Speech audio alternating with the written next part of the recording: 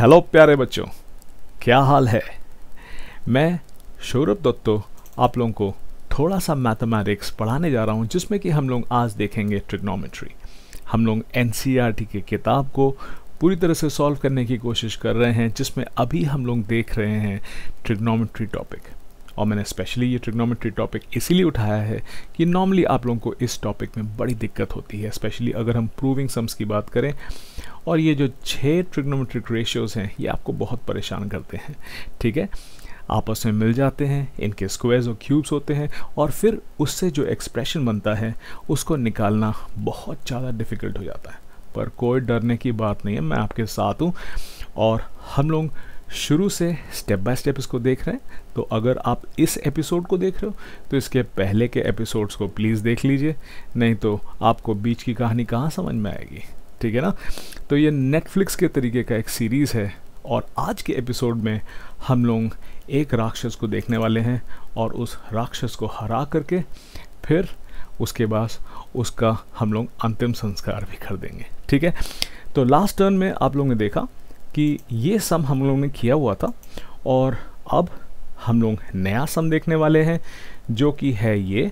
और इस राक्षस का संहार करने के लिए मैं शुरू में आप लोगों को 10 सेकंड का टाइम दे रहा हूँ। ठीक है, ज़्यादा नहीं दे सकता।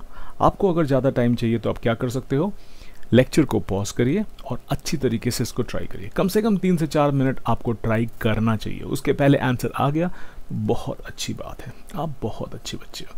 ठीक है, स्टार्ट करते हैं। क्या आप टेबल और चेयर पे बैठे हो? क्योंकि बच्चों ये मूवी नहीं है, इसमें करना पड़ेगा मेहनत, और मेहनत नहीं करोगे तो एकदम गड्ढे में गिर जाओगे। ध्यान रखो, बहुत अच्छी मेहनत करनी है, और धीरे धीरे ट्रिग्नोमेट्री में बहुत स्ट्रांग बनते चले जाना है। ठीक है, तो शुरू करते हैं। देखिए यहाँ पे आपको दिया हुआ है if 3 cot A is equal to 4। तो इससे हम ये निकाल सकते हैं कि cot A की वैल्यू क्या है। याद है ना, पहले हम लोगों ने एक सम किया था जिसमें इसी तरीके से हमने cot A की वैल्यू निकाली थी। तो cot A आपके पास हो जाएगा 4/3। ठीक है, अब हमें ये चेक करना है कि जो ये एक्सप्रेशन लेफ्ट हैंड साइड में है 1 - tan square A upon 1 + tan square A, ठीक है, उसकी value cos square A - sin square A है कि नहीं। देखिए मुझे ट्रिग्नोमेट्री के कुछ आगे के फॉर्मूले पता है, तो मैं तो देखते ही बता सकता हूँ कि ये सही में सही है कि नहीं। पर आपको इस लेवल में क्या करना है, जो cot A आपको दिया हुआ है वो क्या है, बेस अपॉन परपेंडिकुलर, क्योंकि cot A होता है tan A का इन्वर्स। याद है ना। तो अगर हम tan A की बात करें, ठीक है, तो tan A होता है 1/cot A। तो अगर हम cot A की बात करें तो क्या वो 1/tan A नहीं हो जाएगा? ज़रूर हो जाएगा। ठीक है, और क्योंकि tan A आपको पता है कि वो परपेंडिकुलर अपॉन बेस होता है, तो ये cot A भाई साहब क्या हो जाएंगे, cot A base upon perpendicular हो जाएगा। ठीक है, तो इस चीज़ को हम लोग लिख लेते हैं यहाँ पे कि cot A is equal to base upon perpendicular. ठीक है, तो ये जो 4/3 है, मैंने लास्ट सम में क्या बताया था, स्वप्निल जरा बताओ ये क्या होगा। अगर यहाँ पे हम cot A की बात करेंगे तो cot A में मैंने आप लोगों को बताया था कि अगर ये 4/3 है तो इसका मतलब ये 4x/3x है। बदमाश, घर में पढ़ते नहीं हो, रिवाइज नहीं करते हो, करना बहुत ज़रूरी है। पिछले क्लास का प्रैक्टिस करके आइए, तभी तो आगे बढ़ पाओगे। अभी तो ये शुरुआत है ट्रिग्नोमेट्री, तो अभी बहुत दूर तक चलनी है बच्चा। अच्छा, ज़रूर से पढ़ के आया करो, रिविजन इज़ मैंडेटरी। अब देखिए बेटा, यहाँ पे आपको ये दिख रहा है कि हम ये जो x कॉमन फैक्टर है इसको काट सकते हैं। ऑब्वियसली ये कटा कटाया है, तभी तो आपको 4/3 मिला है। पर इसका इम्पोर्टेंस इसलिए है क्योंकि जब ये 4x बनता है या जब ये 3x बनता है तो ये एक पूरा साइड बनता है, क्योंकि दो साइड्स का रेशियो, जैसे बेस और परपेंडिकुलर का रेशियो ही तो cot है। ठीक है ना। अच्छा, अब हमको जो दो साइड्स हैं बेस और परपेंडिकुलर वो पता चल गए।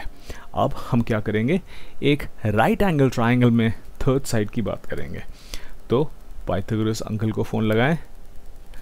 टिक tick tick tick tick. Hello mister Pythagoras, I want to know the Pythagoras theorem. देखिए वो क्या कह रहे हैं। The largest side square is equal to sum of the squares of the other two sides. समझ में आया? यही मैंने कल बताया था ना। Thank you sir. ओके, अब देखिए हम लोग इसको लिखते हैं। लार्जेस्ट साइड एक राइट एंगल ट्राइंगल में क्या हो जाएगा, हाइपोटेन्यूज, और उसका अगर हम स्क्वायर करेंगे तो बाकी दो साइड जो परपेंडिकुलर है और बेस हैं इनके स्क्वायर्स के सम के बराबर ये हाइपोटेन्यूज स्क्वायर हो जाएगा। ठीक है, तो अब हाइपोटेन्यूज स्क्वायर मतलब मिस्टर एंथनी सबसे लंबे वाले वो तो है नहीं हमारे पास, तो बाकी दोनों का हम लोग सम कर लेते हैं। तो एक आपके पास है 4x, राइट, और इसको हम बाद में लिख देते हैं क्योंकि परपेंडिकुलर्स आप कौन है, 3x हैं। ठीक है, नहीं तो वो कहेंगे आपने तो मेरी पहचान ही गायब कर दी। अरे भैया हमको किसी की पहचान नहीं गायब करनी। ठीक है, तो ये 3x प्लस 4x का होल स्क्वायर हो जाएगा और आगे चल के ये बन जाएगा आपके पास 9x square plus 16x square. अब 9 प्लस 16 कितना होता है, 25। ठीक है, तो ये आपके पास हो जाएगा 25x स्क्वायर। ये दोनों हम ऐड कर पाएँ इसीलिए क्योंकि ये दोनों ही लाइक टर्म्स हैं। ठीक है, अच्छा अब ये तो भैया हाइपोटेन्यूज स्क्वायर की वैल्यू हो गई। तो अगर हमें हाइपोटेन्यूज निकालना है तो फिर हम क्या करेंगे। हाँ भैया ये बहुत चौड़े वाले एच हैं, पहलवान है। तो हाइपोटेन्यूज हो जाएगा आपके पास 5x, क्योंकि उसके लिए हमको स्क्वायर रूट लेना पड़ेगा। ठीक है, तो अब इसके आगे बेटा हम लोग को क्या क्या चीज़ की ज़रूरत है ज़रा देख लेते हैं। एक तो टैन की ज़रूरत है, फिर एक कॉस की ज़रूरत है, और तीसरा हमें साइन की ज़रूरत है। ठीक है, तो ये साइन कॉस टैन हम निकाल लेते हैं। ठीक है, फॉर्मूले हमको बताएगा कौन, मोहन। चलिए बताइए। हाँ बेटा, साइन ए क्या हो जाएगा, इस केस में एंगल ए ही दिया हुआ ना। हाँ, साइन ए क्या हो जाएगा, परपेंडिकुलर अपॉन हाइपोटेन्यूज। बहुत बढ़िया बेटा। अब देखिए परपेंडिकुलर हमको पता है कितना है, 3x। ठीक है, और हाइपोटेन्यूज अभी हम लोग ने कितना निकाला है, 5x। ठीक है, और क्योंकि ये साइड्स का रेशियो है तो x तो लिखना बनता है ना, और ऑब्वियसली ये x कट जाएगा, है ना, तब हमें कोई दुख नहीं होगा क्योंकि इसने हमारे कैलकुलेशन को बहुत सिंप्लीफाई कर दिया होगा। तो फाइनली अब ये जो साइन ए है उसकी वैल्यू कितनी आ गई, 3/5। अगर आपको याद हो तो हमको निकालना है कॉस ए बी। ठीक है, तो अगर हम कॉस ए की बात करेंगे तो हाँ, स्मृति बताइए क्या फॉर्मूला होता है, base upon hypotenuse. You are studying very well, I am really happy about your performance. ठीक है, ऐसे ही अच्छी तरीके से पढ़ते चलिए। देखिए कॉस ए की वैल्यू अगर हम लिखेंगे यहाँ पे, तो क्योंकि वो बेस अपॉन हाइपोटेन्यूज है, ऊपर अभी हम लोग देख चुके हैं कि परपेंडिकुलर 3x है और बेस 4x है और हाइपोटेन्यूज कितना है, 5x है। अब इन दोनों में फिर से हम लोग कॉमन फैक्टर्स काट देंगे जो कि x है, तो फिर फाइनली ये क्या बन जाएगा, ये बन जाएगा 4/5। ठीक है, साइन मिल गया, कॉस मिल गया, अब किसकी बारी, टैन की बारी। ठीक है, तो हम लोग टैन टैन करते हैं। हाँ, करना शुरू करो। शुरू किया, वेरी गुड। अब देखो आ जाएंगे ये ही मैन की तरह। देखिए टैन ए की बात करेंगे तो टैन ए क्या हो जाएगा, परपेंडिकुलर अपॉन बेस। अरे मैंने तो किसी से पूछा ही नहीं। चलो आप लोगों को पता था, हाँ क्योंकि मैंने बता दिया ना। अब इसकी वैल्यू रखेंगे तो यहाँ पे परपेंडिकुलर कितना है, परपेंडिकुलर है 3x और बेस कितना है, बेस है आपके पास 4x। ठीक है, तो अब इन दोनों भाई साहब लोगों को हम लोग काट देंगे। क्यों, क्योंकि ये लोग कॉमन है और मल्टीप्लिकेशन में है ऊपर नीचे। तो अब tan a का वैल्यू कितना हो जाएगा, 3/4। ठीक है, तो अब हमारे पास साइन कॉस टैन तीनों की वैल्यूज़ है। अब जो एक्सप्रेशन लेफ्ट हैंड साइड में है वो क्या है, 1 - tan स्क्वायर ए अपॉन 1 + tan स्क्वायर ए। ठीक है, तो मैं अब ये लेफ्ट हैंड साइड लिखने जा रहा हूँ, लेफ्ट हैंड साइड। ओके, तो लेफ्ट हैंड साइड में याद है ना, 1 - tan square a divided by 1 plus tan square a। एक सीक्रेट है पर उसको मैं अभी नहीं बताऊंगा, कुछ दिन बाद बताऊंगा, ठीक है। और वो इस सम को बहुत ही आसान कर देगा। जब वो सीक्रेट बताऊंगा तो इस सम को खोल के चेक कर लेना, ठीक है। अच्छा, अब हम लोग बेटा वैल्यूज में रख देते हैं। देखिए हमने अभी tan a की वैल्यू कितनी निकाली है, 3/4, तो 1 माइनस 3/4 इसका ये होल स्क्वायर हो गया, ठीक है।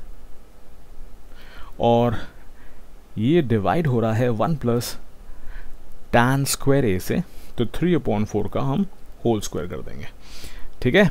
तो अब इसके आगे बेटा ये क्या हो जाना है, ये हो जाना है 1 माइनस 9/16 और डिनोमिनेटर में क्या हो जाएगा 1 प्लस 9/16, ठीक है।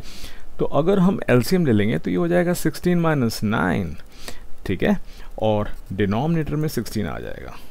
और फिर होल डिनोमिनेटर में आपके पास क्या है, ये थोड़ा गंदा हो गया ना, इसको दोबारा लिख लेते हैं। चलो, this is whole divided by, कभी कभी हमसे ये लाइनें जो है टेढ़ी हो जाती है, डोंट माइंड, राइट। अच्छा, डिनोमिनेटर में आपके पास हो जाएगा 16, जिसमें कि आप 9 ऐड कर दोगे और डिनोमिनेटर में फिर से डाल दोगे 16 को, ठीक है।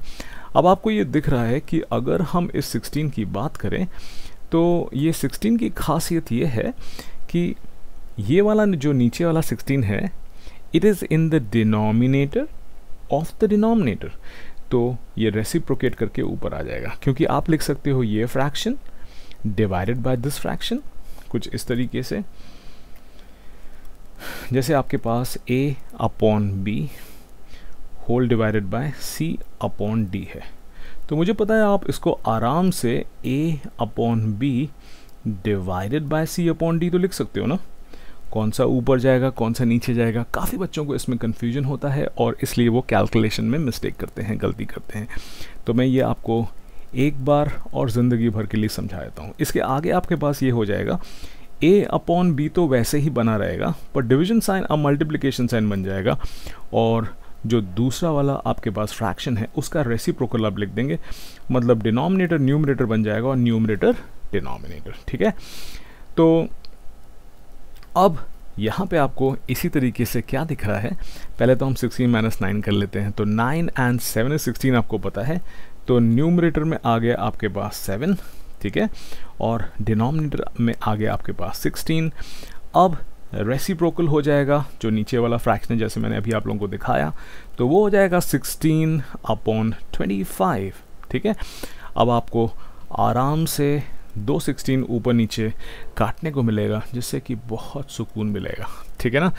जितना कैलकुलेशन सिंपल हो जाता है उतना ज़्यादा आप खुश महसूस करते हो। तो आपके पास जो लेफ्ट हैंड साइड है वो कितना बन के आ गया, 7/25 बन के आ गया, ठीक है। अब बारी है राइट हैंड साइड की, और उसको भी हम लोग करेंगे धूमधाम से, ठीक है। आपको पीछे पटाखे की आवाज़ तो मिल ही रही होगी ना, तो ये सवाल धीरे धीरे हल होता चल रहा है, इसीलिए ही ये पटाखे बज रहे हैं। मैं मजाक कर रहा हूँ। असल में आज काफ़ी सारे लेडीज़ ने, हमारे भारतवर्ष के लेडीज़ ने, स्पेशली नॉर्थ इंडिया के लेडीज़ ने आज करवा चौथ का व्रत रखा है। करवा चौथ का व्रत अपने हस्बैंड के वेल बीइंग के लिए, के भलाई के लिए, कि का करियर अच्छा हो, उनका स्वास्थ्य अच्छा हो, उनकी उम्र लंबी हो, इसके लिए रखा जाता है, ठीक है। करवा मतलब होता है एक अर्दन पॉट, मतलब एक मिट्टी का आप समझ लीजिए छोटी सी थाल टाइप की, ठीक है, बोल टाइप की, ठीक है। और चौथ जो होता है वो होता है पूर्णिमा, ये होता है कौन से महीने में,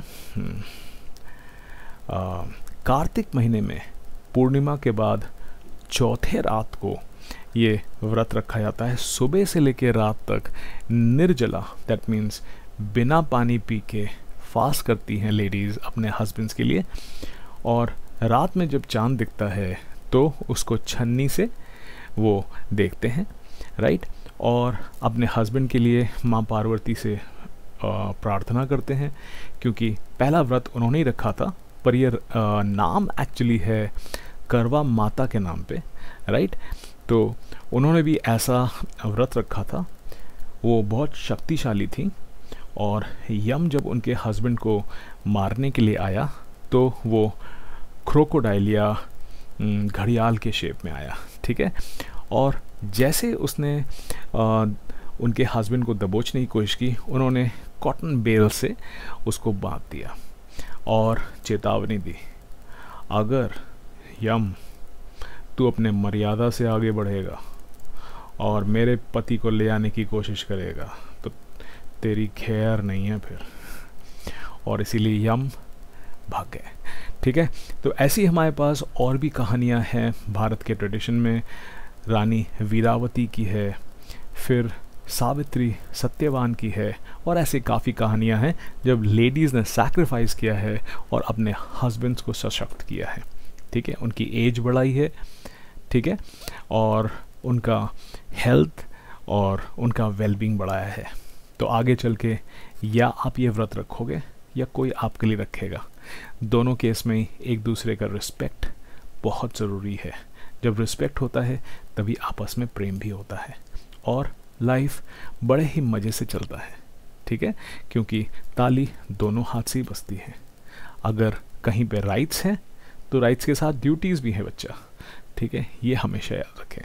चलिए, अब बहुत हो गई लंबी कहानी, जल्दी से इसकी कहानी ख़त्म करते हैं, ऐसी तैसी इसकी, ठीक है।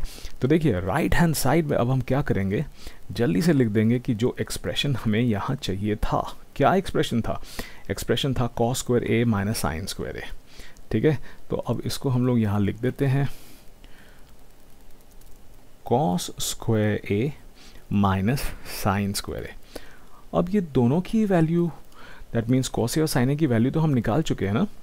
अच्छा, इसके पहले कि मैं ये करूं, मुझे थोड़ा सा समय दे दो कि मैं थोड़ी चाय पी लूं। अभी मेरी माताजी मुझे चाय दे के गई हैं, 5 मिनट हो गए हैं। अगर मैं चाय ना पीऊं, चाय ठंडी हो जाए तो फिर मुझे मार पड़ जाएगी। पी लूं चाय? Thank you so much, thank you. आप लोगों ने मुझे चाय पीने दी, मुझे बहुत राहत मिली, ठीक है।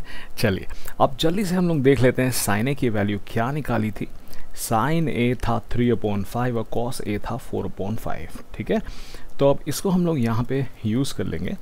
तो साइन ए रखा 3/5, राइट, और कॉस ए रखा 4/5, ठीक है। और ये याद रखो कि दोनों का स्क्वायर था, ठीक है, दैट इज कॉस स्क्वायर है माइनस साइन स्क्वायर है, ठीक है।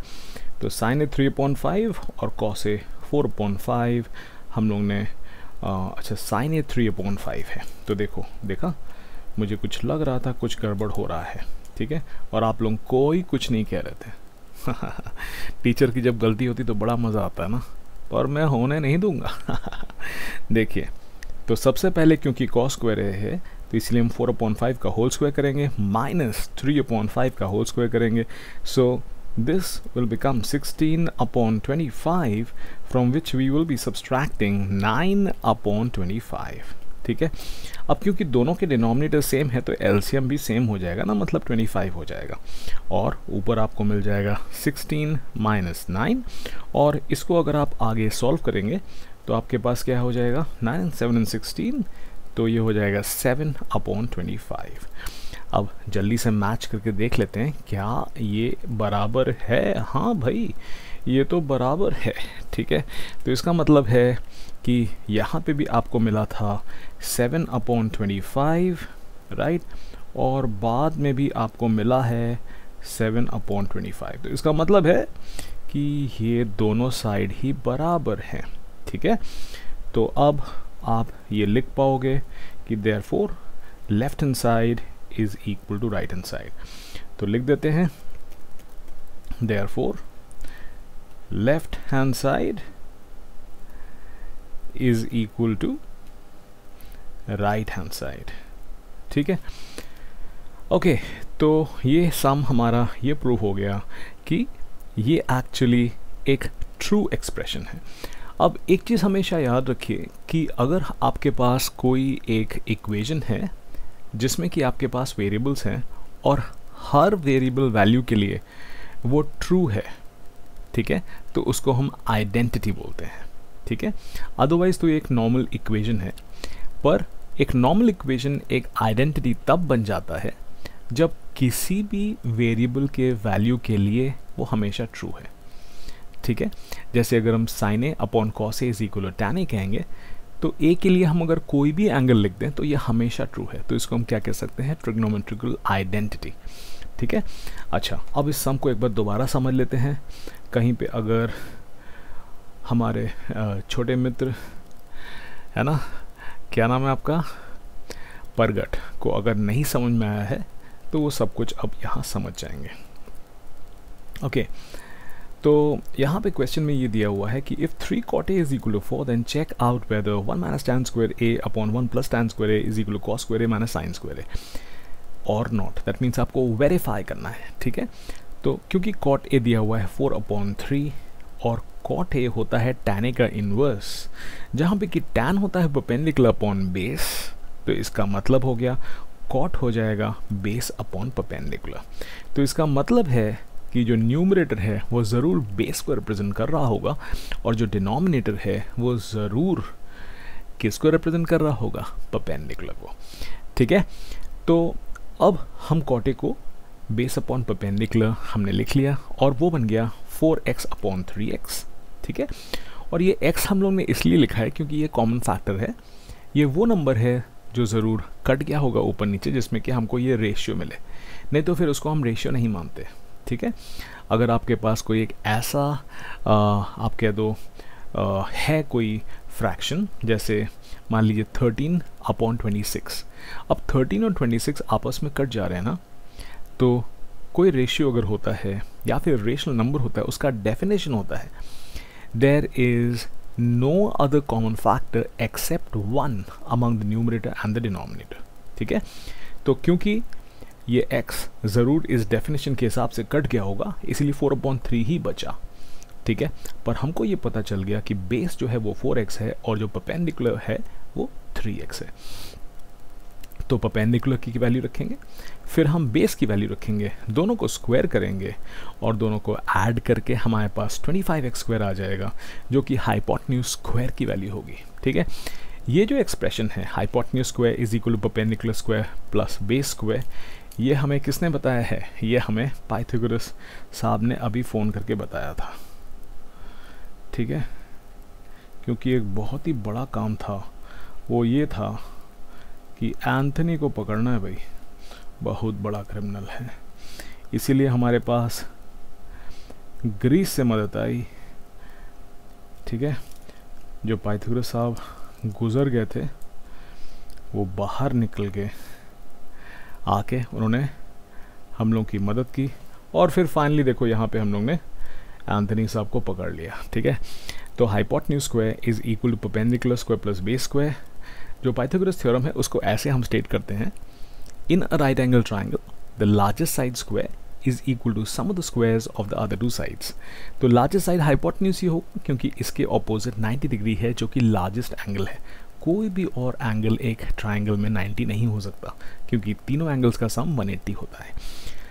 अब इसके आगे बच्चों हम लोग ने परपेंडिकुलर जो कि 3x है और जो बेस जो 4x है उसकी वैल्यू रख दी, स्क्वायर कर दिया तो 9x² प्लस 16x² मिल गया। x² को कॉमन बाहर निकाल सकते हैं तो 16 + 9 25 हो जाएगा, 25x² हो जाएगा। ठीक है, वैसे भी ये दोनों लाइक टर्म्स हैं, उसको हम डायरेक्टली ऐड भी कर सकते हैं। अब अगर हम दोनों साइड में स्क्वायर रूट ले लें तो हाइपोटेन्यूज हमारे पास 5x बन जाएगा, मतलब 25 का रूट 5 और x² का रूट x। ठीक है, अब साइन ए होता है परपेंडिकुलर अपॉन हाइपोटेन्यूज। अब हमें सब कुछ पता है, हम कुछ भी कर सकते हैं। ठीक है, तो परपेंडिकुलर कितना है आपके पास, परपेंडिकुलर है 3x। ठीक है, उसको हम डिवाइड कर देंगे हाइपोटेन्यूज से जो कि 5x है। वैसे भी अगर आप इसको चेक करना चाहो तो 3, 4, 5 क्या होते हैं, पाइथागोरन ट्रिपल्स होते हैं। ठीक, तो यहाँ पे आपके पास x जो कॉमन फैक्टर्स हैं वो कैंसिल हो गए। ठीक है, तो 3/5 जो है वो साइन ए की वैल्यू बन गई। इसके बाद हम कॉस ए निकालेंगे, कॉस ए होता है बेस अपॉन हाइपोटेन्यूज, और क्योंकि बेस हमें पता है वो 4x है और हाइपोटेन्यूज 5x है तो x कैंसिल हो गया, 4/5 कॉस ए की वैल्यू हो गई। अब इसके आगे हम tan a की बात करते हैं, क्योंकि tan होता है परपेंडिकुलर अपॉन बेस, तो परपेंडिकुलर कितना है 3x और बेस कितना है 4x, राइट। तो अब यहाँ पे हम x को कैंसिल करने के बाद 3/4 एक वैल्यू जो मिल जाएगा वो tan a की वैल्यू हो जाएगी। अब देखिए जो हमें प्रूव करना है, इनफैक्ट चेक करना है कि वो सही है कि नहीं, तो लेफ्ट हैंड साइड में है 1 - tan square a upon 1 + tan square a, तो इसी लेफ्ट हैंड साइड को हम यहाँ लिख देंगे और जो tan a की वैल्यू है 3/4 उसको हम सेकेंड टर्म में लिख के उसका स्क्वायर कर देंगे ऊपर और नीचे, न्यूमरेटर में और डिनोमिनेटर में। न्यूमरेटर में हो जाएगा 1 - 3/4 का स्क्वायर, डिनोमिनेटर में हो जाएगा 1 + 3/4 का स्क्वायर, ये हो जाएगा 1 - 9/16 और ये हो जाएगा 1 + 9/16, ठीक है। और फिर फर्दर हम एलसीएम लेंगे तो ये हो जाएगा 16 - 9/16 और डिनोमिनेटर में भी हम एलसीएम लेंगे, जो भी 16 हो जाएगा ऊपर न्यूमरेटर की तरह 16 + 9 25 हो जाएगा, ठीक है। तो ये हमारे पास 7/16 डिवाइडेड बाय 25/16 बन गया। पर क्योंकि ये कुछ इस तरीके से है और जब भी ये होल डिवीजन साइन आता है तो बहुत सारा कन्फ्यूजन साथ में ले आता है, कौन ऊपर जाएगा कौन नीचे जाएगा, बहुत बड़ी कन्फ्यूजन हो जाती है। और इस कन्फ्यूजन को हमेशा के लिए हटाने के लिए मैंने आप लोगों को एक स्पेशल त्रिशूल दिया है। वो त्रिशूल क्या है, देखिए अगर आप होल डिनोमिनेटर साइन को बस लिख दें कि वो डिवीजन है, दैट मीन्स पहला fraction divided by second fraction है, तो अगले स्टेप में आपने ये बॉट मैथ्स में सीखा होगा, है ना, कि डिवीजन साइन को हम मल्टीप्लिकेशन साइन में कन्वर्ट कर लेते हैं और जो फ्रैक्शन डिवीजन साइन के राइट साइड में होता है हम उसका रेसिप्रोकल लिख देते हैं, मतलब वो d/c हो जाएगा। तो यहाँ पे भी वही करेंगे हम लोग, पहला वाला 7/16 हो गया और दूसरे वाले का रेसिप्रोकल लिख दिया तो वो 16/25 हो गया। अब ये 16 कट गया, 7/25 आपके पास फाइनल आंसर आ गया, ठीक है। और ये हो गया लेफ्ट हैंड साइड की वैल्यू। और हमें चेक करना है क्या राइट हैंड साइड में भी यही आ रहा है, अगर आ रहा है तो फिर तो ये ट्रू है, अगर नहीं आ रहा है तो हम कह देंगे कि ट्रू नहीं है, ठीक है। ये बहुत आसान है, ठीक। तो cos square a - sin square a की वैल्यू हमको निकालनी है। आगे चल के मैं आपको एक और सीक्रेट बताऊंगा जिससे कि ये सब बहुत ही आसानी से किया जा सकता है, ठीक है। तो टीचर्स तो इनको सेकेंडों में कर सकते हैं, ठीक है, पर बच्चों को धीरे धीरे सीखने में टाइम लगता है। उस टाइम में मज़े लेते हुए सवाल को करिए और जो ये मैथमेटिक्स का सब्जेक्ट है उसको सीखिए। ये जो टाइम होता है सीखने का या मेहनत करने का या कोशिश करने का, सारा मज़ा इसी में ही है, ठीक है। एंड में जो रिज़ल्ट मिलता है अगर वो 100 भी है तो वो उतना आनंद नहीं देगा जब आपने खुद से एक सवाल किया हुआ होगा, ठीक है। So the process is more enjoyable than the result, ये हमेशा याद रखें, ठीक है। तो यहाँ पे हम लोग ने क्या किया, अब राइट हैंड साइड की बात की जिसमें कि cos स्क्वायर - sin स्क्वायर है, तो cos a हो जाएगा 4/5, ठीक है, बेस अपॉन हाइपोटेन्यूज, और sin a हो जाएगा 3/5 परपेंडिकुलर अपॉन हाइपोटेन्यूज, ठीक है।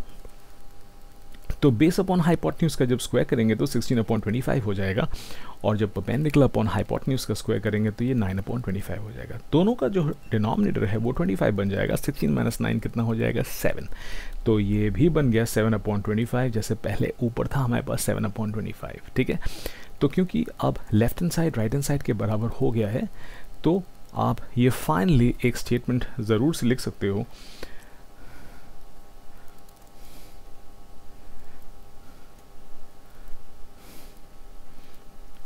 the above statement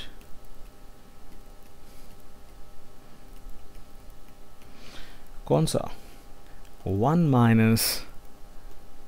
tan square a upon 1 + tan square a is equal to cos square a - sin square a। Archit ये पूछ रहा है सर आपको ये सब याद कैसे है? अरे भैया अभी ये सवाल कर तो रहे थे, तो फोकस अगर आप करेंगे तो बहुत कुछ याद हो जाएगा। देखो 1 - tan square upon 1 + tan square is cos square - sin square, ठीक है। तो देखिए यहाँ पे ये बराबर प्रूव हो गया, राइट। तो आप यहाँ पे बस ये कह दोगे कि इज़, इसको अब रंगीले कलर में लिख देते हैं, ट्रू, ठीक है, आ गया, इसीलिए हमने रंग की होली खेल ली। ठीक है, तो ये हो गया बेटा आपका सवाल। मुझे लगता है आप लोगों को ये सवाल समझ में आ गया होगा। पर जैसे ही आप इसको देख रहे हो, तुरंत वीडियो को पॉज करके इसको एक बार दोबारा करें। ठीक है, जितना देर करोगे साइंस ये बताता है उतना आप भूल जाओगे। 24 घंटे में आप लगभग 85% भूल जाते हैं। ठीक है, तो ये गोल्डन नगेट है, ये एक स्वर्ण विचार है जो अगर आप फॉलो करेंगे तो बहुत अच्छा हो जाएगा। अच्छा देखिए, मैंने आप लोगों को पहले बताया था कि मैं बताऊंगा कुछ स्पेशल, एक छोटी कहानी। देखिए, आज जो 10 अक्टूबर है मनाया जाता है इंडियन पोस्टल डे। ठीक है, तो कल जो 9 अक्टूबर था वो था वर्ल्ड पोस्टल डे और आज है इंडियन पोस्टल डे। ये डे जो डाक सेवाओं को लेके है, डाक सेवाओं के सिग्निफिकेंस या फिर इम्पोर्टेंस के बारे में बताता है कि ये बहुत ज़्यादा ज़रूरी है कि एक से दूसरे के पास हम डाक भेजें। क्योंकि हमेशा ये याद रखना, जितना भी इंटरनेट में या फिर मोबाइल में लिख लो या वीडियो बना लो, पर जब आप किसी कागज़ में लिखते हो तभी उसको परफेक्ट माना जाता है, कोर्ट में एविडेंस माना जाता है। दैट मीन्स वो कितना सक्षम है। ठीक है, तो कागज़ में लिखना बहुत ज़रूरी है। ठीक है, आप लोग भी कागज़ में लिखें। देखिए, कागज़ में लिखने का मज़ा ही कुछ और है।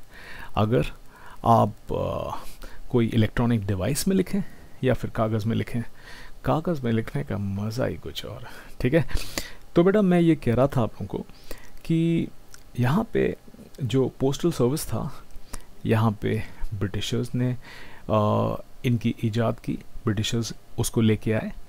एक हमारे वाइस रॉय थे mister I think mister Dalhousie, और क्या थे मैं एक सेकंड देख के बताता हूँ। ठीक है बच्चों, मैंने देख लिया। लॉर्ड डलहौजी 1854 में पोस्टल सर्विस को इंडिया में लाए थे। इसीलिए हम इसी दिन में 10 अक्टूबर को इंडियन पोस्टल डे सेलिब्रेट करते हैं। अच्छा, अब जो हम लोगों का इंडियन पोस्ट है, आपको क्या पता है वो दुनिया का सबसे बड़ा पोस्टल सर्विस बन गया है। दूसरी चीज़, जो ये पोस्टल सर्विस हमारे इंडिया में है, भारतवर्ष में है, उसमें 9 जोन्स हैं और कितने सर्कल्स हैं?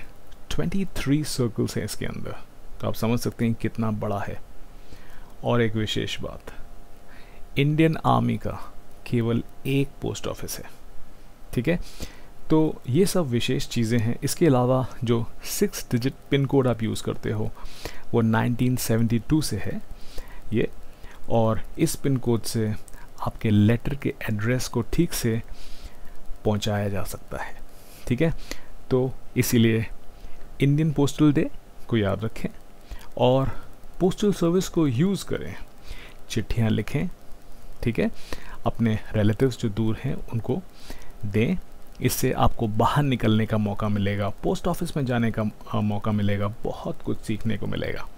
ठीक है, तो आप कागज़ में चिट्ठी लिखें अपने ग्रैंड पेरेंट्स को, अपने भाइयों को, बहनों को जो कि बाहर हैं, और फिर उसको एनवलप में डाल के ऊपर स्टैंप लगाना होता है, एड्रेस लिखना होता है, उसको पोस्ट कर दीजिए। देखिए, वो चिट्ठी जब आपके किसी रिलेटिव के पास या मित्र के पास पहुंचेगा, उनको प्राप्त करके पढ़ने का आनंद ही कुछ और है।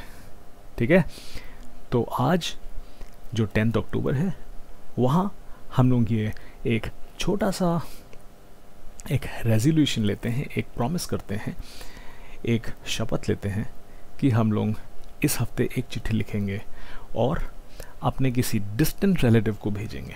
ठीक है, हर हफ्ते अगर आप एक छोटा छोटा इस तरह से लेटर भेजें तो आप सोचिए आपके कितने रिलेटिव्स कितना खुश हो जाएंगे और उन सब का आशीर्वाद आपको मिलेगा। ठीक है, तो इसी से मैं सौरभ दत्तो साइन ऑफ करता हूँ। मिलते हैं अगली बार और फिर हम लोग और पढ़ेंगे और बहुत सारी चीज़ों के बारे में ज्ञान इकट्ठा करेंगे और अपने ज़िंदगी को बढ़िया बनाएंगे। अभी फ़िलहाल इस सवाल को दोबारा करना है भूलना नहीं। Let's make a math strong. Bye.